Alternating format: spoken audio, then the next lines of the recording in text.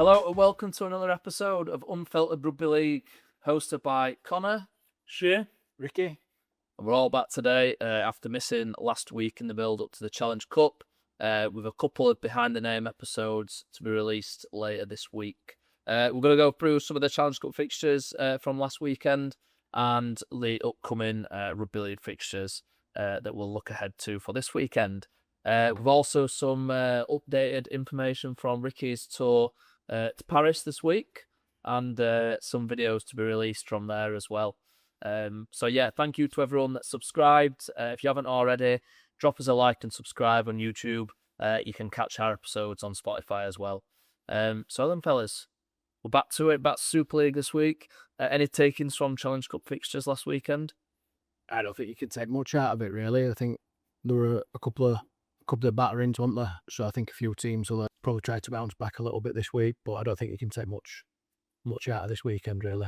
You know, as you'd expected, really, for them fixtures. So Catalans probably surprised me a little bit. They were quite poor, I think, on Friday night, but maybe understandably given news that came out on Friday afternoon.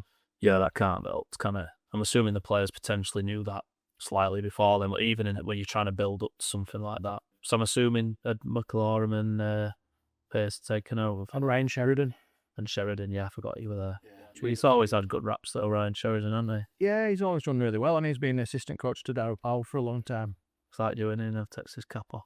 Never. Why does a man never take his cap off? Because it's receding badly. Shay, any takings from you from this weekend? No, I went as expected, really. Best game week where Wakefield Wigan won it. So Yeah, I agree with that one. apart from that, I thought, yeah, it was just as expected, really. Not much to write home about.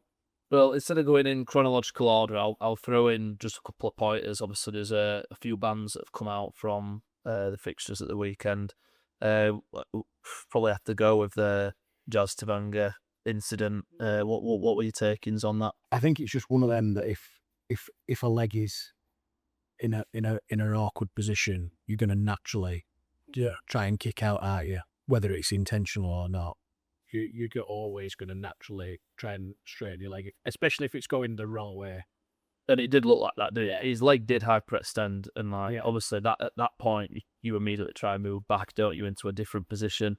I think what's probably not helped his case is how he's maybe sort of come across in these first few fixtures that he's played at Wakey. He has come across as a bit of a wind-up merchant. That's what I mean. The perception of him, what people have got is he's here to stir it up a bit. He's a bit of a maybe what Wakefield have missed for a long time, really. So yeah, how I see it is, I don't think he maybe maliciously did it, but how he's presented in the last few fixtures before that has probably not helped his case, I don't think. Yeah, and bottom line is you can't kick out.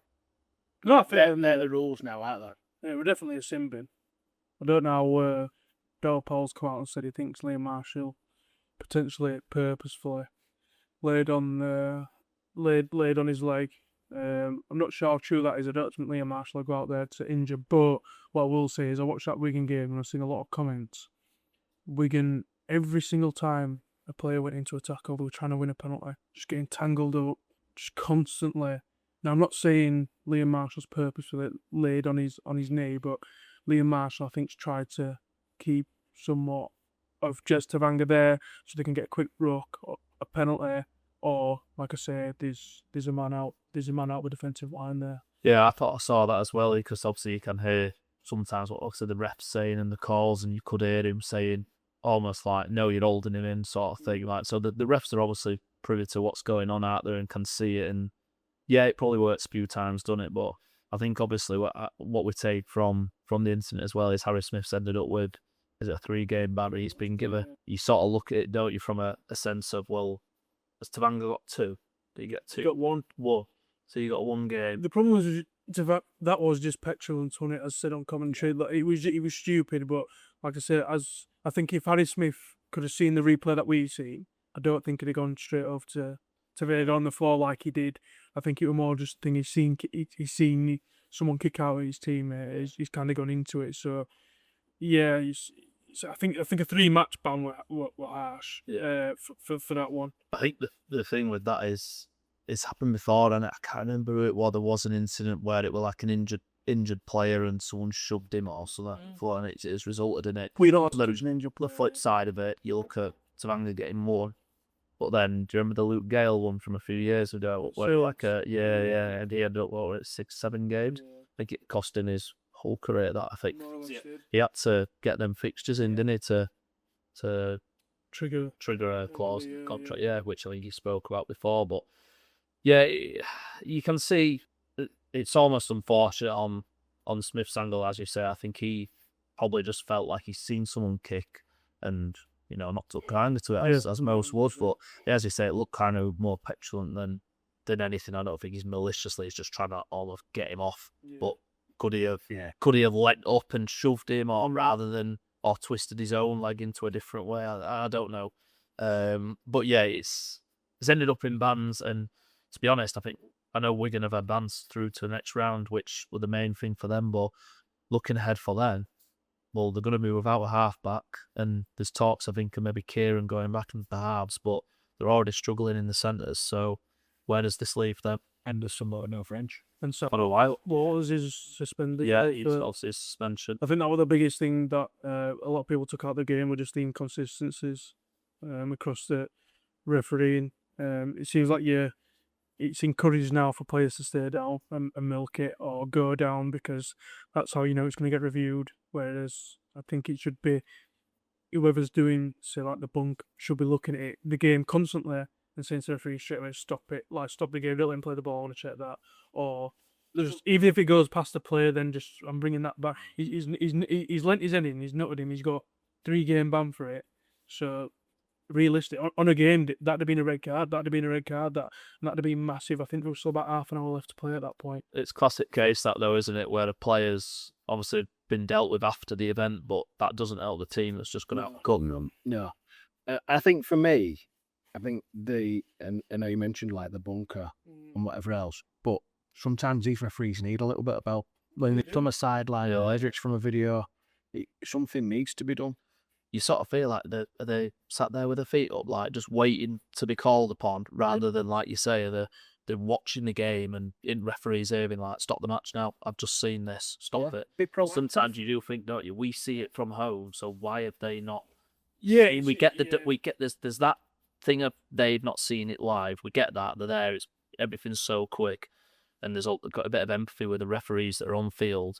But like for someone that's watching the game to be seeing what we're seeing with multiple angles as well, how are they not picking it up quicker? Just going on to referees, just briefly, what really baffles me at the minute is that when a try is awarded and the bunker is looking at it or the video referee is looking at it, and then he says, you need to review it, the referee then says, oh, well, actually, we'll have a look at it. He's already been told, he's already made a decision. The person who's told him to review it has already made a decision to say, I need to look at it again. So why do we need to then another 10 replays to look at it to say, no, it's not a try, it is a try. Yeah, it's bizarre, that one, isn't it? It's turning into the VAR sketch. You have them selling that raw emotion is kind of gone now, isn't it, as well? It's still there for rugby as such, but in football terms, you can see why people are getting aggrieved with it, because it takes away, and you stood around waiting, is it a try, is it not? I get it. There's no out, and they're trying to clean up these little errors. I know, but what are we doing? At what cost? What are we doing wrong compared to NRL? So I watch NRL on a Thursday, Friday, Saturday, Sunday morning. It doesn't seem like it's a different sport you're watching. Well, I know, 100%, it definitely is. But surely that bunker system, the video ref system, they've looked at it. It's cross-cut.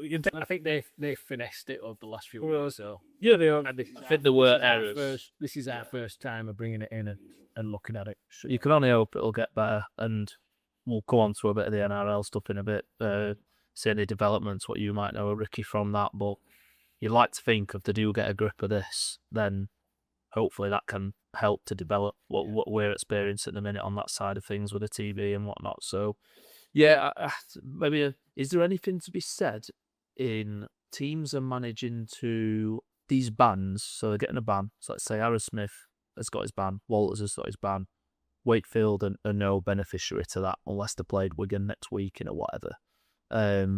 Or if it were a repeat fixture or whatever. They're not going to benefit from that. It seems unfair that they will, they've had players banned, but it goes back into the Super League comp. Is there anything to be said for, and we've seen before, this has happened in pre-season friendlies, things like that, where teams are reserved, the reserve thing, where if they've got a reserve fixture, you can throw them in for that, which I'm sure Wigan will probably utilise if it's still available. Is there anything to be said that actually they've had a ban in that competition, therefore they should be banned for the semi-final and the final? I don't think there's a reason to stop it. So you could say, it happens in football, doesn't it? If you get a red card in the Champions League, Just for the Champions League. it's just for the Champions League. And this is where I'm going down. Should that be the case with Rugby League, where it's, if you're banned in the cup, because they're going to go over to playing the semi-final now with what could be a fully fit team again. But actually, Yeah, well then where does that leave Wakefield? well, it doesn't help them, does it? But You know what I mean, for their players who get banned, they've been knocked out. So where does that leave? They've got players who've got banned. So when do they take their bans? Do they then take their bans next year in Challenge Cup? Or do they have a second? that's, I suppose, it's a point, isn't it? Well, that's what I think that'd be the only way of doing it, wouldn't it? And if they retire, they retire. They haven't got them anyway. But or if they left the comp, they haven't got them. If you're still at Wakefield, his ban should serve in the next round of the Challenge Cup, whatever way. If he signs for Leeds or if he signs for Yeah, it was like when Kieran went from Catalan to Wigan. He served a ban, didn't he, for a couple of games. He got that red in one of the. Yeah, I think there's something to be said for that. Well, that's why the video ref just needs clearing up. If you clear that up, it's not end of the world, because then some Walters had seen a card. To be fair, yeah, in the letter of the law, leaning in with your head is a red card, but I wouldn't mind it if it had just been 10 minutes it'd been. Same for Harry Smith, because then just put it in the.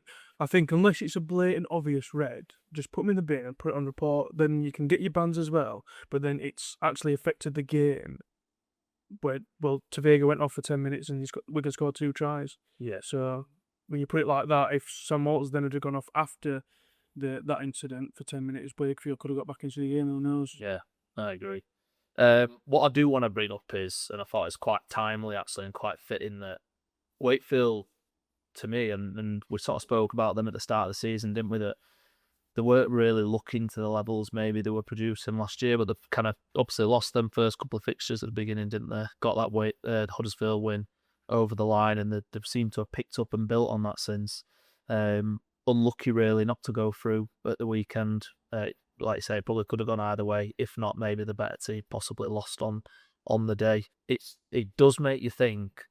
I don't know if you boys caught it, but Tuivasa-Sheck's performance at the weekend, if you have added him into the mix yesterday at Wakefield, I'm going to say it now, he's going there to play fullback. I know we spoke about it before, but it does look to me now that Jowitt's going to be on his way somewhere else. Like I say, a great servant of the club, but I think they're going in some kind of different direction. When a superstar like him becomes available, as much as Jowitt has been an unbelievable servant for Wakefield, if he's come up and he's available for 2 or 3 seasons, you can't turn it down. But then but if you're on Matt Ellis, like I say, you've chucked. I can't see him being on less than 300. I heard even more. Yeah, I wouldn't want to speculate, but he's not going to be on less than 300. So then you've got Max Jowitt, 2 years left of his deal. He's going to be north of 100. So then you're going to go to Max Jowitt, here's your 200,000, and I'm just about to pay $1 million. Well, not $1 million, perhaps 700,000 for another 2 years. You're talking that's £1 million gone for 2 seasons. That's a massive amount of money. Max Jowitt, unfortunately, he can't play anywhere else on the team. Yeah. Tuivasa-Sheck can play centre wing and full back. So does that mean Josh Rourke has to go? And then you've got Max Jowitt at full back, and then you can play Tuivasa-Sheck at full back if Jowitt gets injured. I just think you've got a massive payday there. Be interesting to know what Wakey fans think, I think, on that basis. Like, is it a case of Jowitt's been there for a long time? He's been a great. I think he's just gone into top three or four for their point scoring history. He's got 1,000 in here now. You know, he's really good, still the age on his side as well. But there's a genuine superstar coming over that they're going to spend big money on. I know, like you said, there's still a key position. Well, every position's got its job on it, but I think he's coming to play fullback, man. I just cannot see Jowitt playing second fiddle. As you say, he's not playing anywhere else. So fans are fickle. Tuivasa, as much as they might be upset now, as soon as Tuivasa-Sheck pulls on a shirt, 3 or 4 superstar performances that's 1 on 3 games. And Jowitt, has been playing sound, hasn't he? Like he looks good. I have that, but don't think about Bush. He is a good fullback in. Where would he go? Where would Jowitt go? The problem is, It's that Max Jowitt at the age he's at now, is he 28 now? The deal that he's on at Wakefield is a good deal. He's not. He could dig his feet, couldn't he, and just stay and spend a contract. 100% now. He will not be budging unless he gets paid out. He will not. At the age at his eyes, in a good contract, and that contract I don't think could get married up anywhere else because he's a home quota spot for Wakefield. So obviously he only counts 50k towards the cap. So he's on a good deal there. If he goes anywhere else, he's going to be on the cap. His full amount of brass is going to be on. He'd be on the second marquee one. I think you can get one for exemption. If you at another Super League club, Saul Williams gets it 1 and 2. Still, he's a cost. He's an extra cost in it. But looking hypothetically looking further afield, who needs a fullback next year? Well, I was just thinking, like, does he fall in the remit of like Catalan signing or something like that? But I know Staines has come out really. By the sounds of it, for looking at Staines for next year. Won't be surprised. Is it out? What's his contract at Catalan? He signed a 2-year deal, but I think there's one hour for pretty out large. You know, you think, well, Huddersfield, they've got Flanagan, Evalds has looked all right, so they're not going to be looking. Cass are going to be hoping that Taff is just back in to what he was. Lead to 5. The thing is, you can look all around it. The only viable solution offers at the minute, they're not going to pay Max Jowitt out. Cam Scott's off contract. 2 of our 6 slots into the 3 shirt. That's the only viable decision they've got at the minute. I think they've paid. Matt Ellis has pumped so much money into that club, and this is a massive statement for him making his sign. Like I say, the money that could RTS play halfback? I would have thought so. You could put him at 6. And he's just signing his. Probably in the positions that we're talking about, you've got too much length there and too much money in them key positions for them to be like, you know, if Matt Jowitt only had 1 year left in his contract and only on 50-60k a year, and another team offers him 50-60k, he might just say, yeah, I'm not playing second fiddle, I'll just go play there for a 2-year contract. But that's not the case. We all know in rugby it's not endless funds, and Matt Ellis has got a big bank account, but there's. But I'm just looking at every Super League team thinking I wouldn't even know where they fit in. At any of them. The only possible one is if, say, like Bradford, maybe. Yeah. Or maybe an upgrade on or York, one of them two.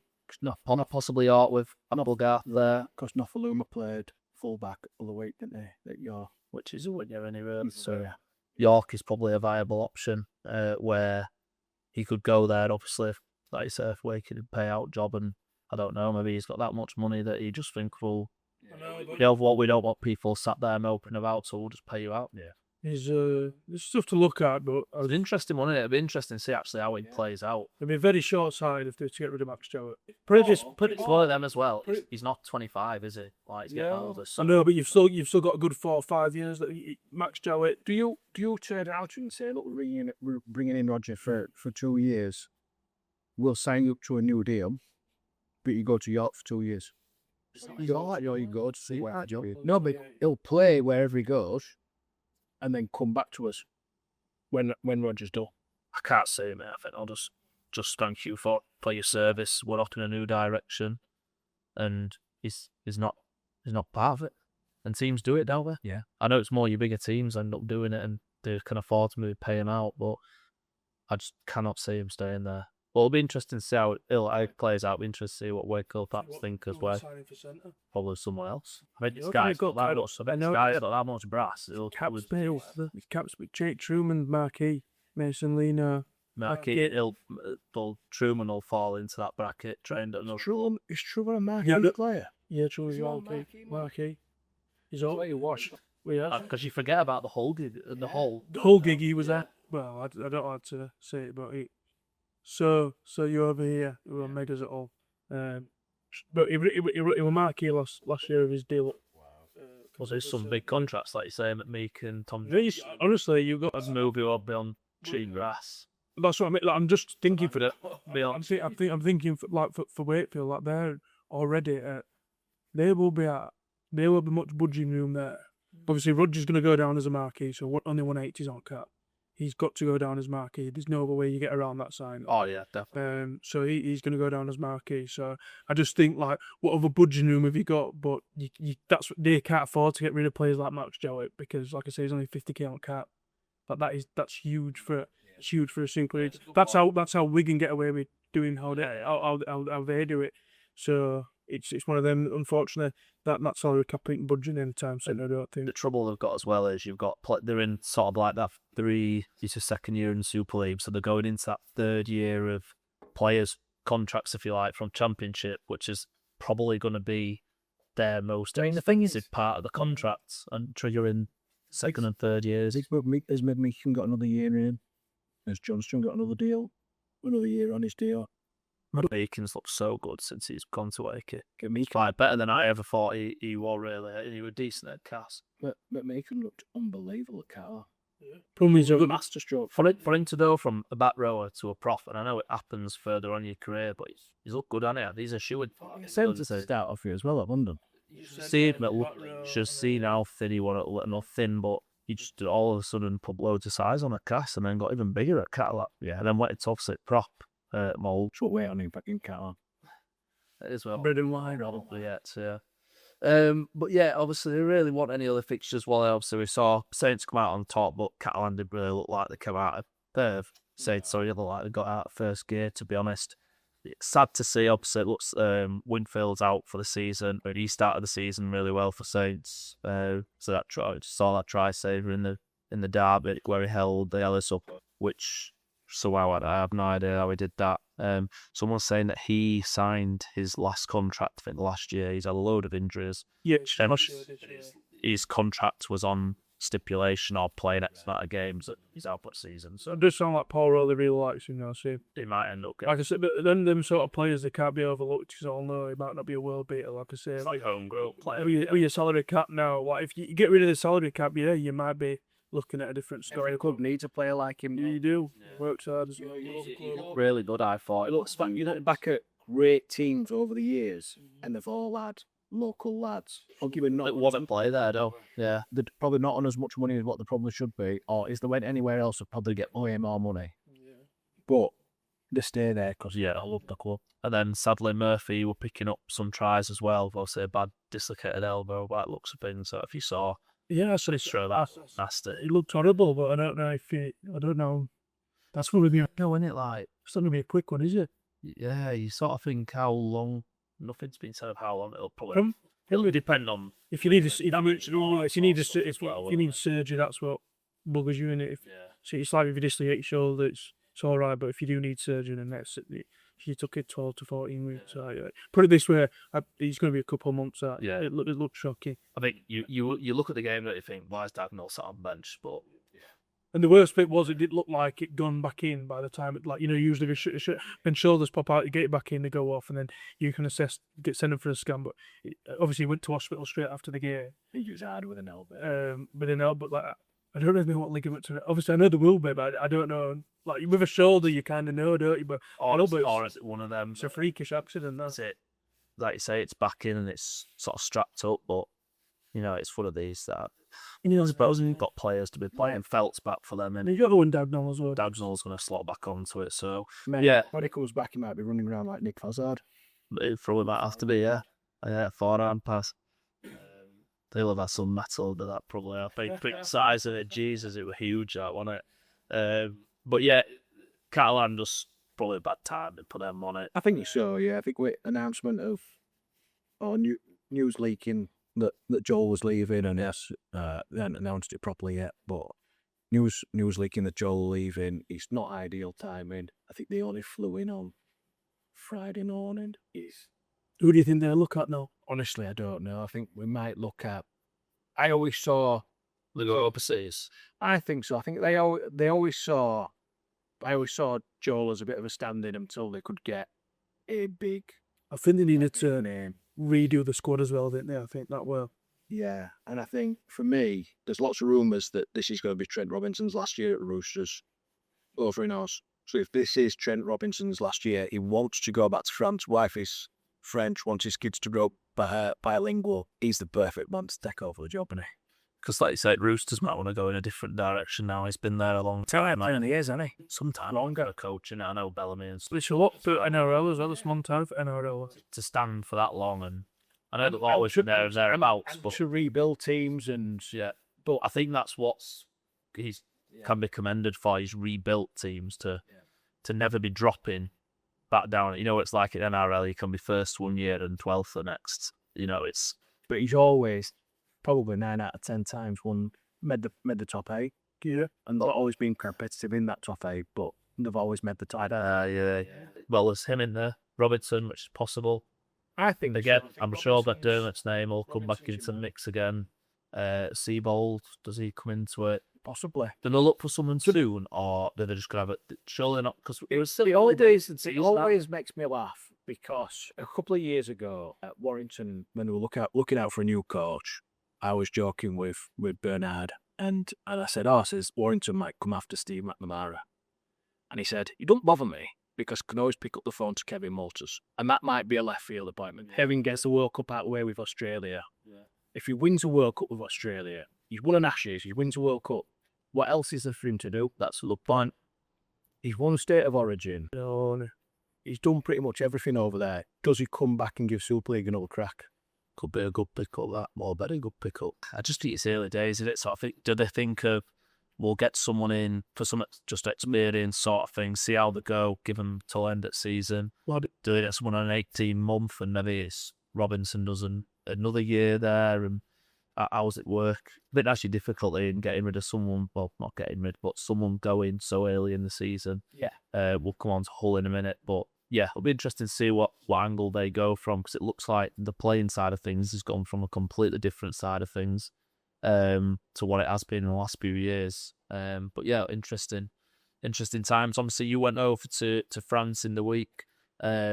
Before not just to dress up as a princess either. But yeah, what can you tell us about the press conference over there? It was a really good event, in fairness, Joe. It's going to be a fantastic stage. It's going to be a great event. Chris Rablinski boldly came out and said, we think 5,000 Wiganers are going to turn up. If 5,000 Wiganers turn up, the Catalan... What does the stadium hold, do you know?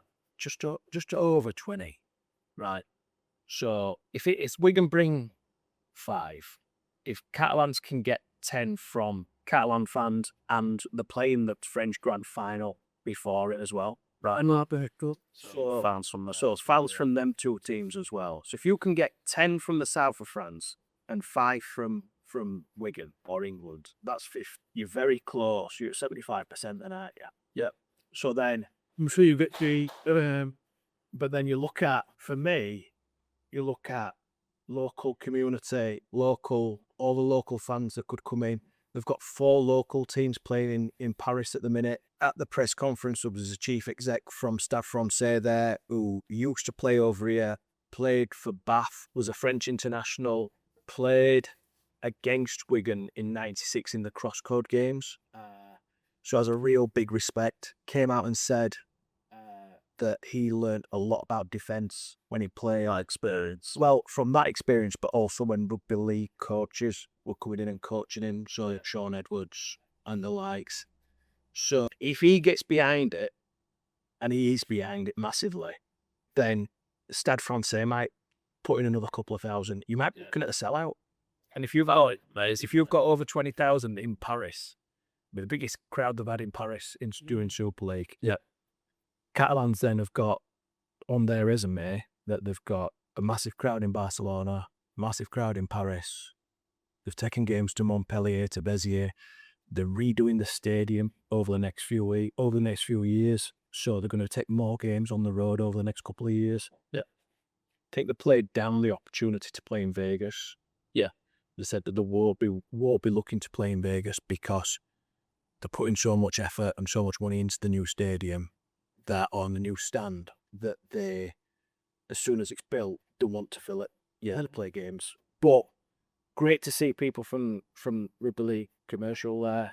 Rodri was really, really well spoken, was buzzing at the fact of bringing a game to Paris. There's no initial look at how they can try and expand into Paris, but I think they'll look and see how this event is done. And if there's a success behind it, then they'll probably look at it. But I think one of the interesting things that came out of it was pre-COVID, Catalans were talking with the RFL to bring Magic Weekend to Paris. That'd be brilliant, that one. So that'd be good. But then Rodri backed that up a little bit and said, look, Toulouse and Catalans have got to play a Magic Weekend somewhere. This is not part of the normal Magic Weekend. So if they're playing that in Paris, maybe you could bring in 2 games from normal Magic Weekend and just have it as one day. Yeah. Which would be pretty cool. And obviously you spoke to Chris Radlinski being one, and what did he have to say about it? Obviously he spoke fondly of kind of what they were doing, and he wants to support it and back it. Real big fan of the Catalan project. But I think for me, we're going to really progressive and forward thinking, especially under Rodlinski. So they get the little things right. So when Tara Jones made her debut the other week, they made a point of giving her a shirt and giving her a little package. They get the little things right, but they also do the big things right as well. So look at what they did with Vegas. Without them sending an email in the first place to the NRL, we would be involved in Vegas. That's down to Wigan. Yeah. And I know Warrington, they played Warrington, but Wigan gave up a home game. Wigan said, "Look, we'll do it. We'll trial it," and it's gone on for 2 years and been a massive success both times from a Super League perspective. I think Wigan have always tried to lead off the field a little bit, especially going back to semi-professional and professional days. Catalans picked Wigan as their first ever game, so they wanted to come to town. Yeah. Whenever they're taking games on the road, 9 times out of 10 it's always been a Wigan. So they took Wigan to Montpellier, they took Wigan to Barcelona, and now they're taking Wigan to Paris. And they made a big celebration in the 10-year anniversary of Catalans of when they played Wigan. There was a big dinner, a big celebration. Yep. 12,000 fans in the ground. So there's a real good relationship between the two teams. Yeah. And I just think Radlinski gets it. He wants to grow the game. And he said his exact words were, the sport doesn't disappoint. And he's right. I thought the whole thing, like, well, it's been, not saying relatively quiet, but I think the Vegas thing takes over, doesn't it?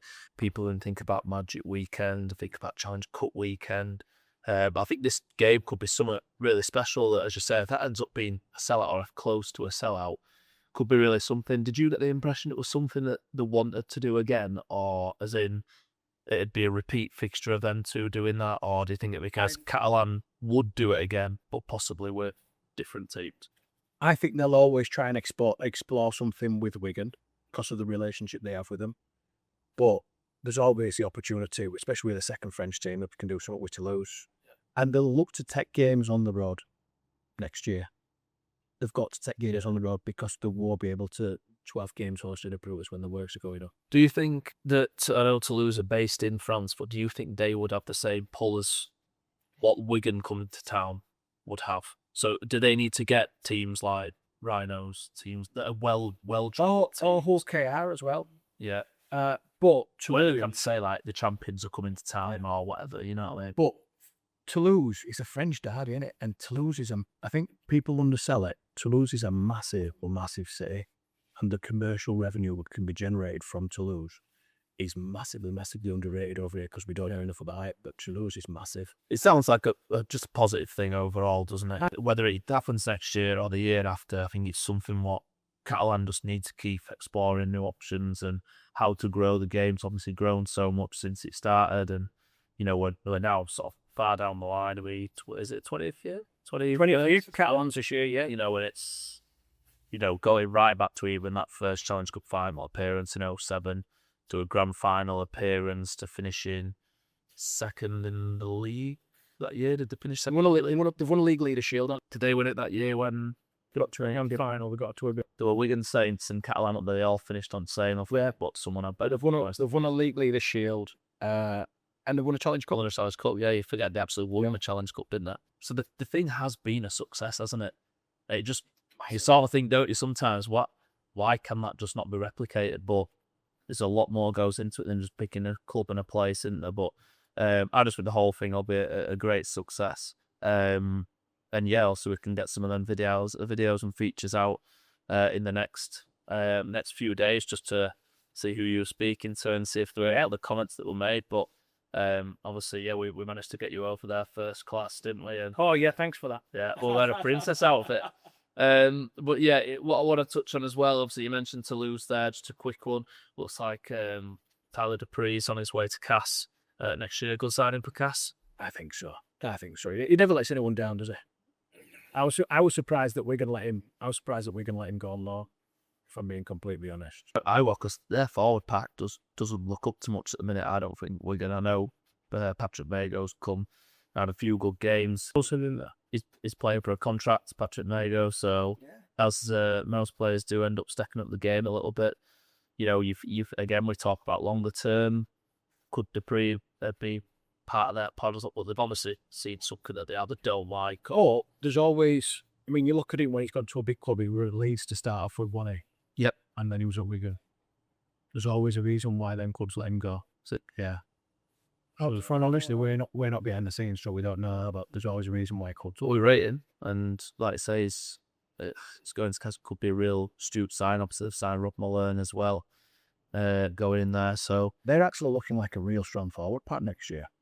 It certainly looks a lot stronger than it has been in past years. So I think this year we're just a year to battle through. There's going to be another overhaul. There's a lot of players still going to be leaving at end of year, and there's a whole boatload coming back in. Where, if we're looking ahead then to sort of like what Challenge Cup, has anything changed with your Challenge Cup final winner? Are you just, could it be either of them 4 teams are going to come out and it's just a bit of a straight shootout, really? I mean, that Wigan Saints draw is just, it's probably the one draw that neither team wanted really after Good Friday. But Wigan will be looking for a bit of revenge, won't they? That's the thing, especially there'll be a few of them pictures, I think, of them Saints players going on them Wigan changing room walls, whether you know, doing the old signs and throwing beers back up and stuff like that. But yeah, it's nothing that players like Sam Tomkins and whatnot hasn't done before. So yeah, it comes down to it, doesn't it? I think it'll be a great Challenge Cup semi-final for both. Sometimes it's looking for two really good games for that weekend. Does it? Sometimes that doesn't happen, does it? You end up with a sort of a rogue semi-finalist. You're thinking, have they got a chance? Probably not. And in this case, you kind of think, well, Warrington could turn Ulcar over, and Saints are Wigan. It's a toss of a coin for that, I think. Yeah. Could go either way, and just depends on which one maybe takes the emotion out and gets the job done. But yeah, looks like 2 really good semi-final games coming up there. And then, yeah, just touching on, obviously, KR also spoken about them. They also cruised to a victory over there. That were a bit of one of them where York, they just seem to be running out of troops, don't they, at the minute? They do. I think Rovers are always going to get one over them next time they played them anyway, won't they? Yeah, they owed them, didn't they? I don't think we can take too much from that, can we? Warrington Lee, but it to sort of finish, at least it was a lot closer than the last time they were playing. But yeah, at least they put up a bit more of a fight. They're going to really have to get back on the horse, so to speak, out there this week. And they've probably got a good opportunity to do that, which we'll come on to in a second. But yeah, they're really desperate for a win them now, are they? I think so. I think they're starting to, I mean, I know we mentioned it a couple of weeks ago, but at some stage, Lamb probably comes under a little bit of pressure. His only saving grace at the minute, I think, is another one at years. Would they win like one of the first 8 or one of the first 8, and then they made the playoffs, didn't they? Possibly of that fact, but is it just a bridge? Could that have just been one of them seasons where the other teams were up to much? As we spoke about now, you look at the playoffs and you're thinking, I'd left Wakefield out of them playoffs. Now I'm thinking, probably in there, to be honest, well in there. You've got players that are teams that are performing, like your Warrington, who will just go strong. Huddersfield, won a cup. Huddersfield won a couple, the backup. You know, it's all changing, which is great, isn't it? It's great for the game, and that's what we want to see. I just want to touch on John Cartwright and Hull FC. That's a bit of a ugly, innit? What's going on? They know what's obviously going on inside. He's just come out and it's been said that he feels a little bit betrayed and disappointed and let down. It's Richie Myler-esque. Something's clearly... Did his wife or his daughter come out and say so on social media as well? Screenshots of them saying something as well and coming out and saying it wasn't his choice. He had a contract for next year. It's definitely a Hull decision, but I don't think he's done a terrible job. Last year he had his hands tied behind his back. And let's be right, for the first sort of 4 or 5 months of that season, they looked good. They looked like they were a complete change. They brought in Price. Things were really changing. And this year, they've had a load of injuries on again. And to lose Price is... They're replacing. There's been players in the market to bring over. And for the same reason Castleford haven't. People like Terrell Sloan, he was headed to Cass, and then demanding beggars, so wouldn't go. And same with LFC try getting him, but he's demanding too much. So you're not going to give your coach the tools, then you're not going to get that far. But a lot more injuries. I mean, Trent is unbelievable, but he's keeping him up. Can't do it all by himself, can he? Well, no, but it's also keeping him fit for more than 2 games at a time. Unfortunately, that's Looks like he's shut one up. Strength, doesn't it? end of his league tenure, and then now he just can't get going in his whole days either. So he's unbelievable, like I say, when you get him playing, but trying to get him to string more than 3 games together at the minute is looking nigh on impossible. Would Steve McNamara then be probably the right? That job's always been lined up for him at some point as a show. You know, I would have thought his son will end up back there probably as well. Probably. Although he never ended up at Catalan when he were at That's Catalan. true. So I think it's a tough job, man. I think it's a tough ask, and you've got to I suppose maybe being a local lad, he knows the whole mentality, particularly FC mentality. Maybe he can buy into that, and maybe he can. also no, it's going wrong though. He's going to know about it.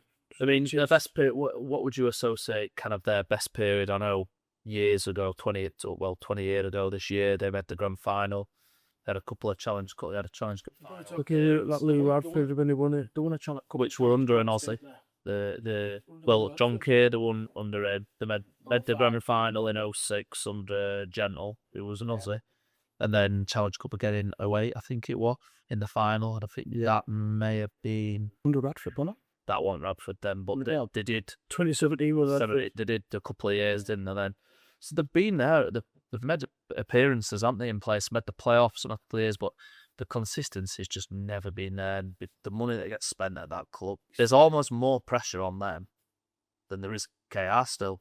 You know, So it's frightening how much money they spend on players, and then because they've sold the rights to the stadium, they pay a fortune in rent to the stadium as well. That doesn't help them at all. it's a lot in it. Yeah, it's a lot, and I think he's the right path to go down. I think Radford, as you say, were a good period of time for them. They were making playoffs. They were making Challenge Cup, winning Challenge Cup final. But again, he were a local lad who knew the city. But yeah, you have young players coming through, local lads playing for the team. I mean, they started some big names, didn't they? But as I said, and I suppose that's what I think what they've got now is they've got local lads. But I don't think they've got the right big players. No. Like them superstar players, John Leddy used to sign like Fitzgibbon, Mark O'Mealy, Richard Sway, and even when they had Mark Minicello, he was a great server for them. They had Westerman. These players were like driving players. Yeah, Jason Smith, it was unbelievable for them. Really good. Then you sort of look back and think they don't really sign them sort of like players. They're signing players, but players that they're possibly just not the right ones, and that what cost it, like you said, Shay, they're having to bring them on big contracts or big money, and you can't do that for every player. I mean, if people knew what, sort of money, I mean, it got well reported anyway, but because they weren't released, it must be out as well. I think someone converted it to how many games he's been, he's played. Honestly, it was something daft, like £18,000 a game. But even if he converted it into Aussie dollars when he takes it back home, it's like, it's frightening. He won't get that money in out. Nowhere near. You're talking, I think it was got reported out 700,000 Aussie dollars. That's what he's on, and you look at some players that won't even be on that over there. Like you look at Kai Peace-Power, well, he's going for West. He's not even on 700,000. People on 650. And, all them sort of players, and then you're looking at John SZ1, who's 32, can't string any real momentum together. And last point on this, then, did you boys see the Nathan Cleary that pop up? If there's any truth in that? Well, there might be some truth to it. Again, it only counts as a certain amount on the cap, won't they? But if someone's going to pay $1 million a year, I bet it's... So I think it's crazy. A, it's crazy money. But B, is it a system that works for him? So if everything's been levelled at Nathan Cleary, that he works really well when he's at Penrith, but he doesn't put in the same performances at Origin level, and he certainly did put in the same levels for Australia in the Ashes, because the systems are different, and he's in that Penrith system. All that going to turn to a Penrith system? no. So is he going to look as good, or does he come over and look average? He can't look average. I thought it's very difficult he probably would come over and kill it, to be fair, but I think it's very difficult, as you say, especially halfbacks, to come over 6 and 7s and make a big impact in Super League. What he would do is he would massively improve their culture and get just the standards, would it? just have a couple of days that I was fortunate enough to see him in action.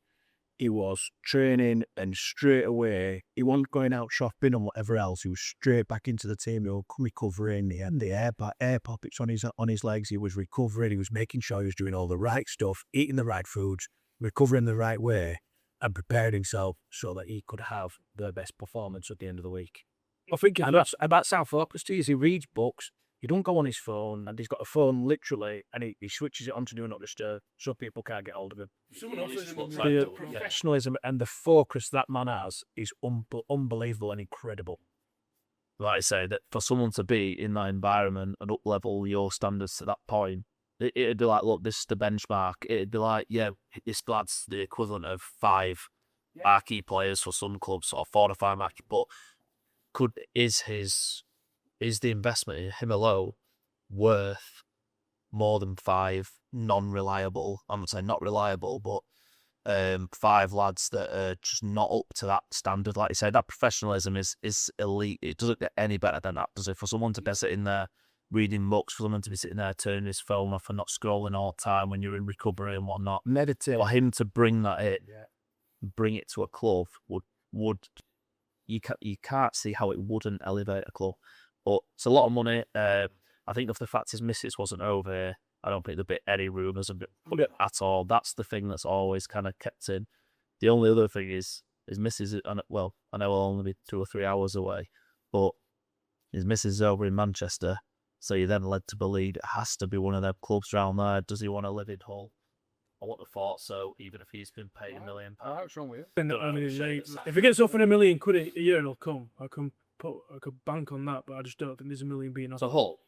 Yeah, if he's been offered £1 million British pounds a year, he'd come to Hull. That's the equivalent of roughly 2 million. Yeah, he'll come, because he's not getting that over there. 1.5 sort of tops over there, unless that salary cap goes up over there, which he's got potential to, but not within the next 2 years. So if he did get offered £1 million British pounds a year, and that was I think he would come for even just 2 years just to bank his cash. But again, if he's earning 1.5 over there, and I know it's only $500,000, that he's missing out on a year. But he's playing in the best competition in the world. Playing Origin, they played for Australia. He's done it all now, though, hasn't he? I get it. He's driven and focused, and look how Petter's played them, innit? Yeah, they're unbelievable. They are unbelievable. If he Why would you leave that team to look at coming? Look, we forget that he's got a contract for next year anyway. Yeah, It's not going to happen until the end of 27, beginning of 28. it's going to be 28 seat there. By that stage, his girlfriend Mary, is she going to be still at Man City? situation changes, Does her situation change? Does she sign full City? No. does she go to a London club, and does he end up at Broncos? That's maybe got more legs in it, because they have got money. Which makes you think, is that their plan? Yeah. Is that part of it? If you can't see him not play, a bit like Lockyer going with Australia to the very end. If he were over here, could he be one of the first players? I think it was since Jamie Lyon, maybe, that plays in Super League but still gets picked to Australia. Potentially. Yeah, I think he definitely would in that first year. You'd get a lot of stick though, wouldn't you? For it, he would get, or whoever the coach is would get a lot of pressure to say, well, Yeah, he's playing in a Mickey Mouse competition. yeah. But yeah, all good discussions. Looking ahead to see what's happening, but exciting times across the board, really. There seems to be more and more breakout news sort of every week at the minute with Rugby League, which it's nice to see it as more often than not, like, promising news. I know the sackings and whatnot as well, but new signings still are going on. The Catalans stuff, talks of Cleary, like, really, would there be for there to be talks of it? There must be something that's being mentioned. It's Andrew Abdo comes home this week as well, doesn't it? From the NRL. Yeah. The NRL chief exec. So Andrew Abdo comes home for discussions about the NRL investing into Super League. And they've said, haven't they, about it's not gone cold. Like they couldn't get a deal or something sorted, but it was to do with the fact of, I think they wanted to do that deal in person, didn't they? They didn't want to be. Do you think it gets done? I think at some point the deal gets done. Do you think the owners are going to say yes to it? because that's where that We're gonna put a lot of control. Yeah. that's the biggest. Chris Radlinski, he's going to go to his board and say, absolutely not. Yeah. I think we can. I think we can all probably lead. Bronzillers definitely. I think they've get said behind it. Yeah, I think they've said McManus is sort of digging his heel. No, the problem you've got is it's not. They'll probably put their. Yeah, I think So so. yeah, they'll get behind it, but it's more your owners. Like Matt Ellis already said, like, what does that look like for me? Because Oh yeah. he doesn't Yeah. he doesn't get to make a decision then. Whereas Wigan, it's more of like a consortium sort of base. Like you've got. But why, with the greatest respect in the world, we are the only sport in this country that the owners could decide what's going on. Yeah. You should pay a board or something. You Chief executive, you pay a board, you pay Nigel however much you pay Nigel. You're paying these people to make decisions, and then so they're thinking about a decision, and then still going to take it to board. And if the club owners don't benefit from it, then they're not going to support it. It's a strange one, isn't it? I think eventually it does get over the line. So I think the RFL probably knows something needs to change. I still don't think it's the competition's elevated anymore. Sky It did Sky 25 years. They'll be coming back with much more money than what they already pay. No, So they've already got. well, they know they don't have to either because no one else is queuing up for it. I can't. All this talk about the zone or BT or whatever else. I don't. Why? Yeah. Why would you? There's that many people with dodgy sticks nowadays. Are rugby fans really going to go and subscribe to BT Sport because it's showing? Obviously, going on to TNT or the Zone, whatever it is now, would be the worst thing for the game. To be fair, I can't see him. Well, how many people watch rugby union on TNT? I wouldn't even be able to say whatever even. Oh, yeah, and obviously we're not Union fans, but yeah, they as they know their game's not great at the minute as club level. And it's Astro games, gigs and the flow, yeah, but it's their channel. Yeah, and that'd be the worst thing ever if they did that. So I think Sky actually do more than probably what we'd give them credit for. At least they show the game. Forget at times they're on silly channels and stuff like that, but they're all. This year they didn't have to do it, but they're still putting up the funding to show every game like this. There's an extra game, so there's an extra production cost, which is 15-20 grand a game. Yeah, a lot of money in it. A couple of last minute ones to come in. Saints have appointed a new CEO. Obviously took Koku from the RFL. He's also standing in, so they've obviously seen something there. I feel he's maybe the right man to take forward, so that'll be interesting. I heard really good things about him. What is that? When he first got appointed to the RFL, I heard really good things about him. And someone who knows him really well spoke really, really highly of him. And he's probably had his hands tied while he's been at the RFL because he has been interim. There's kind of been just doing us steadying the ship a little bit, yeah. But yeah, I heard really good things about it. Be interesting to see if there's any changes, a new look for. What's interesting about why he chose to go to Saints and not apply for the RFL job. As you want to say, for option than the other. Is that earmarked for an Australian or someone else who could be an investor? Possibly. And then tiny last little point, and however much truth there is in it, I'm not sure. Vegas next year, a new maybe rogue team to possibly be going to Vegas. The Bulls apparently have put the name forward for that. Later, well, in the north, don't they? Do they need to go to Vegas when they've got that? Would that be... That can't happen, surely. I can't imagine it happening, but you're going to run out of big clubs to send over, aren't you? You're looking now, there's the Saints and Hull left, really. Saints and Hull, but why would you not take Saints and Hull? So just say they don't go. Who's the next one after that? Well, it's done then, innit? Though this is last year at contract, or is it? No, I think they did a 5-year deal to start off with, but they're looking to extend it because they see it getting better and better every year. But we can't send that. But that doesn't mean that we have to keep sending people to Vegas. Yeah. But I think we should call it. I think substantial. But you don't know what. It's funny. You don't know what sort of shape Hull are going to be in next year. That's the thing. I know, but at least you're good. Like I say, Do you get a blowout like the Gillaroos against the England women? I know, but the Leeds Hull KR one would have thought, wasn't it? But at least you've got a load of fans there. Yeah. And you're going to watch it. At least, obviously, Leeds looked unbelievable. You know what I mean? At least it's still a good showcase. If you send Bradford, no disrespect to them, but they've got a lot of work to do before they go to Vegas, and that's a showcase for our whole sport across the whole world. And I just think it could be a little bit scary if we start sending. I think so. I think we've got to be very careful what we're sending over, and it's not to say that Saints and Hull could send over the same amounts as what Leeds did or as what Wigan, Warrington did, but I think they're like the last two really to send over. And I think it's from stage the NRL team to start to them out as well. yeah, I would say so. So like same course they went over, didn't they? Yeah. So If you've got Titans could go over yet. you sort of look at the Dolphins one. I think they'd be one. Yeah. But Storm, did they go over? The South's been a South's way first with work first, didn't they? Yeah. But yeah, like I say, eventually, whether you start resending South's first game. Do you think? Yeah. Well, actually, you could resend like we do with your Saints over there. You know, I mean, that'd be a good one to send. Just send me Next year, we're going to Warrington going to Dublin, aren't they? Yeah, which I mean, it'll be fantastic. really, That'll be a really good one. They've said where it's going to be played yet, but you'd think if it's Dublin, it would be at a big stadium. But you don't think that unpopular opinion, if you've watched the clubs go over now for the last 2 years, and both have struggled coming back. Both years, it had a massive effect on the start of Wigan's season last year. They got knocked out of Challenge Cup in the second round after all the Championship clubs played. But I think some owners are like CEOs might look at it and think, do we need it? yeah, do we need it? Like, do we want success again? And all that. The pros going commercially. Are they going to get loads of new fans by going over? Probably not.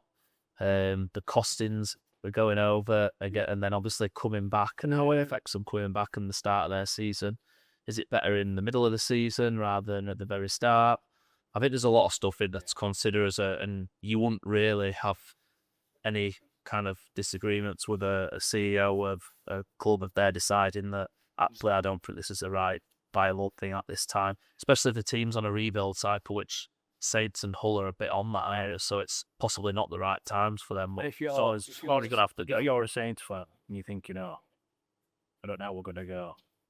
Well, that's it. I think you're thinking as well, like, Spending 2-3 grand, but it's a lot of money. It's a lot of money, but not even more, probably, isn't it? It's not like you're going to Dublin for 2 or 3 days. You're going to be fair, for you know a what? week at least. I bet with price. I bet that's probably the same price. Probably, yeah, to be fair. Is it because now I'm willing to get over there?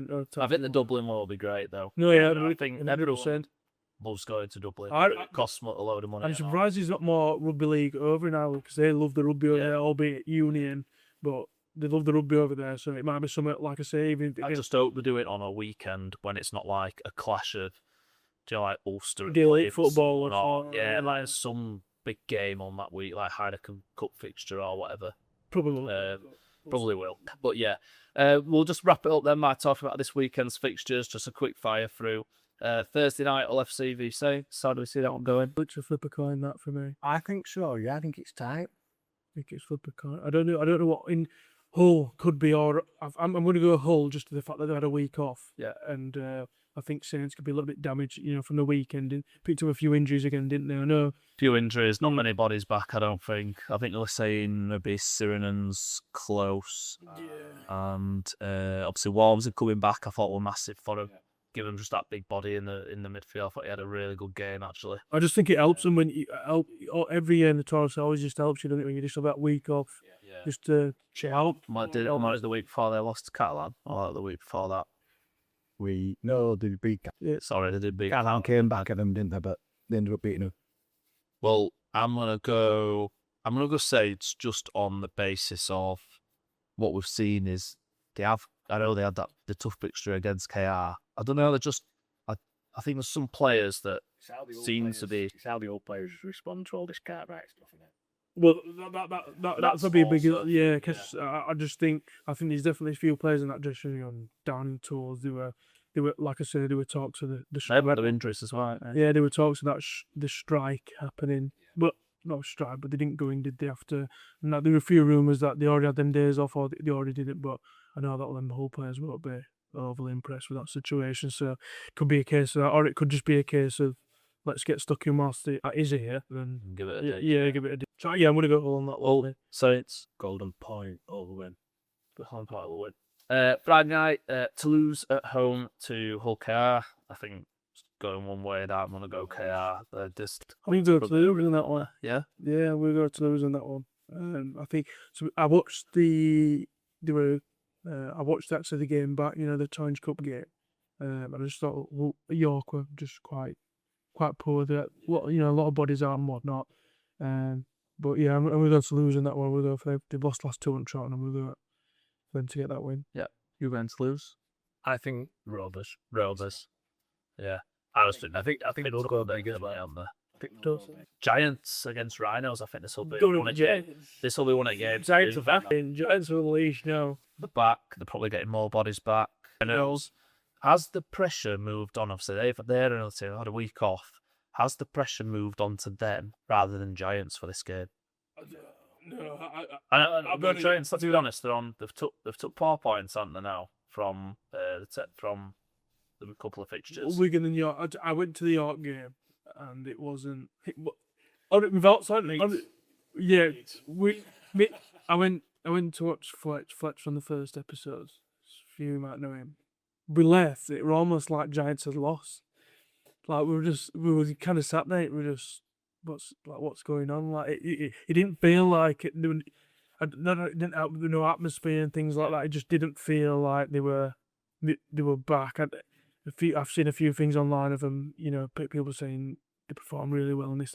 I do think they perform well. I thought York were really poor, but I think it's going to be a close-ish game. Like I said, they do go pretty decent against the Rhinos. Yeah, I think the Rhinos do win. I mean, that's the thing. Notoriously, they played all right against Leeds. I just think a little bit of pressure shifted onto Leeds. I know they got the win against Warrington, which were obviously a good win for them, and when Warrington were unbeaten at that point. But yeah, I think it's going to come round to that time of year again. There's a lot of talking of coaches. There's already been things coming out there saying a new coach. Uncertainty happens, a few injuries happen. I think Giants take this one. Yeah. And I think, I'm not saying comfortably, look how much you've made him smile. I think it'll be maybe a 24-16 win. Yeah, I think they'll just get this home at line. I'll go with Giants. York and Lee, again, I think this is a toss of a coin, to be honest. If it were a Lee at home, I'd say Lee, but York obviously down on troops. Lee getting a couple of bodies back, but nothing. Well, we've lost. Really They've lost a couple. You get your players back and then lose it. Marlon is back out. I've seen that. Yeah, he's out. Don't believe Tessinu going to be playing. And I think, to be fair, Lee's best part of the team is the centres. Literally is it. Last year you give it early ball to either of them two, and they dance around your Tessinu would just bulldoze you. But so that could be a toss up. I think Lee needs to pick up a win. Yeah, I think Lee are desperate for a win, and I think, like you said, York are running out of troops. So I think Lee. Yeah, I'm with Lee on that reason of York having a few troops out. Saturday, Wakefield v Bradford. I'm straight up Bradford. Wakefield. Yeah, I'm going to go Wakefield. Wake at home. I thought they were unlucky at the weekend. Should have won really. Yeah, I'm going to go Wakefield on that. I like what I'm seeing from them. Catalan against Warrington could be a good game. Catalan have got a lot to sort of improve on. Got a lot to fix up on. I think they're still down on a few true. I'd probably go Warrington. Yeah, I would have got Warrington on that one. I'm on Warrington as well. I think it'll be closer than, like you say, that's closer than equal thing, but Warrington might just have the edge. Yeah, I think Warrington, to be fair, this season, one thing I will give them, some performances haven't been like over the even though they won, but they seem to have a lot more grittiness. Like, over years when you've seen them, like, they've always let games after that just run away. All that. Go for a couple of tries down as well. They've always lost it. Yeah. That's where I said it most of the year. Catalans were lacking bulk forward wise. So I think Ben Curry's been great at loose forward, by the way. Completely transformed his game. I know he's done a bit of centre whilst he's been in back row before, but transformed then into a loose, and she looks like he's put some size on as well. Couple of players there playing for contracts, I think, as well, which, again, sometimes Elshire goes in your favour as a club. Yeah. And then lastly, Wigan v Cass on Sunday. Could be an upset here. Could be an upset from this one. At Wigan, not a chance. Right, I'm going to ask you quick. Does he move into Arves? Does he stay at full-back? Who's replacing... There's no French, so who's replacing Smith and Arves? No French, no. Kieran, you said, didn't you, earlier on? Possibly Kieran. They've got no centres, have they? The thing is, they do though. I don't know where this. Some web off travel sides. They've got like Sambu. Why can't you just put Sambu on the wing and Ekasi into centres? Yeah. I thought they'd done that anyway. It's like he's just trying to keep Liam Farrell in, which I'm unsure. I think the Wigan fans are furious at this because he just doesn't seem to be changing from what they're doing with Farrell in the centre. I get them everyone, but this might happen this week because Farrell might have to go back into the back. We will do because Sam Walters is out. If Kieran goes into halves, that's both centres out. So Sambu's going to have to go in one centre. He did play the other week, didn't he? What, at the cup game maybe he played? Sambu played the other week anyway and scored, but he's going to have to play him at some point, that Sambu. So it's whoever he played. Then does he go Eckersley? Does Misty come back in? I don't know what's going on with him at the minute. Biscuit's just waiting for injuries, isn't he? I think Cass win this one. Honestly, they're going to be looking at this game thinking, no, Harry Smith was the only reason Wigan won. Everyone said it was the only reason they beat Wakefield. The kicking game was literally just unmatched. He's got such a big boo. And I just feel like having Kieran and Farriman's, to be fair, he looked really well as well. Yeah, it's more of a jacking box play, put a step on. But I just think with who they've got out now, the edges obviously have weakened now. They've lost Jake Wardle as well. That's massive. So I think Castleford have been more optimistic going into the game, knowing they're not playing a full strength Wigan team. Yeah, I think there's a lot of, and I don't think Brad O'Neill's an 80-minute hooker either, and they keep having to play an 80-minute. I think they'll recall Forber anyway, haven't they? He would have played anyway for the game, would he? I think they've recalled him. Yeah, I don't know what to do. They obviously keep putting the Hodgkinson lad on the bench, but I don't think he's getting any minutes. He did come on against Wakey, didn't he? Yeah. So that's 2 weeks in a row he's not come on, and he's had an unused sub. So he's going to have to count on some troops from his reserves or his academy, or shift a few players around. But he's definitely got some work to do to sort them out. But yeah, I'm going to cast as well on this one. Yeah. I think a week off, just reset the ship, so to speak, and go back into it. They weren't far away at the start of the season, so I'm not saying they've got knack over them, because normally we're going to beat Cass, but they weren't too far away. And as you say, with Smith not playing, there's one thing French not playing, but to have both your starting halfbacks not in, it takes a lot out. I'm thinking, if you take a kicking game out of a team, haven't really got anyone to stand it in. No, if you're taking a kicking game out of a team, then you could be a meal prison. You don't get me wrong. Yeah, I'm not saying Castleford are going to go there and beat them by 3 or 4 tries, but I just think maybe Cass can stretch it. It's not going to be a blowout, that's for sure. Yeah.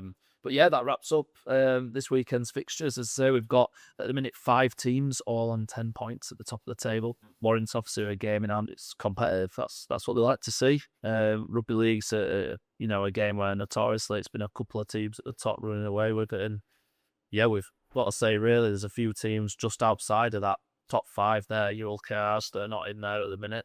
So which it's just going to stay easy, isn't it? So yeah, long may it continue.